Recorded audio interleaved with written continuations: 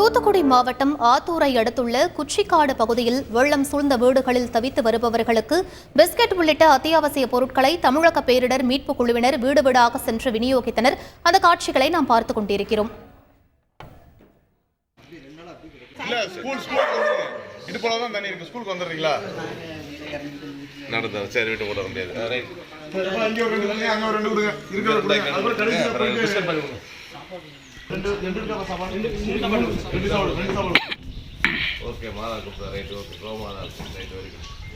இது பற்றிய மேலும் விவரங்களை எமது செய்தியாளர் சதீஷ் மணியிடம் கேட்டு பெறலாம்.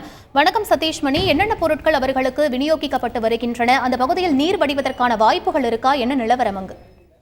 தென் மாவட்டங்களில் கனமழை பெய்ததன் காரணமாக தூத்துக்குடி, திருநெல்வேலி, தென்காசி, கன்னியாகுமரி உள்ளிட்ட 4 மாவட்டங்களில் கடுமையான வெள்ளப்பெருக்கு ஏற்பட்டு இன்னும் பல இடங்களில் தண்ணீரின் அளவானது மிக அதிகமாக தேங்கி இருக்கிறது.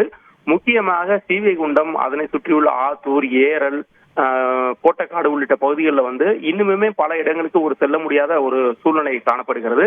இதனைத் தொடர்ந்து தமிழக பேரிடர் மீட்பு குழு அந்த எளிதில் செல்ல முடியாத பகுதிகளுக்கும் கிட்டத்தட்ட இடுப்பளவு தண்ணீர் நிறைந்துள்ள பகுதியிலும் வீட்டை விட்டு வெளியேற முடியாதவர்கள் இருக்கக்கூடிய பகுதிகளுக்கும் சென்று அங்கு உணவு பொட்டலங்களை வழங்கி வருகின்றனர்.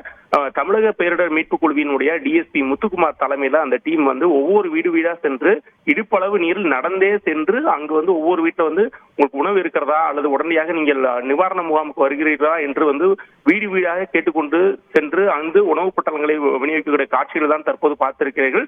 ஏற்கனவே ஸ்ரீவைகுண்டம், ஆத்தூர், ஏரல் உள்ளிட்ட பகுதிகளில் பல பகுதிகளுக்கும் சாதாரணமாக செல்ல முடியாத ஒரு சூழ்நிலை தான் காணப்படுகிறது. மேலும் அங்கு இருப்பவர்களும் தண்ணீரால சூழப்பட்டு ஒரு தனி தீவு போலதான் இருக்கிறார்கள். அது தனி தீவு போன்ற காட்சியளிக்கக்கூடிய பகுதிகளுக்கும் தமிழக பேரிடர் மீட்பு குழுவினர் அவருடைய வாகனங்களில் சென்று போட்டு மற்றும் இதர வாகனங்களில் சென்று அந்த உணவு விநியோகிக்கிறார்கள்.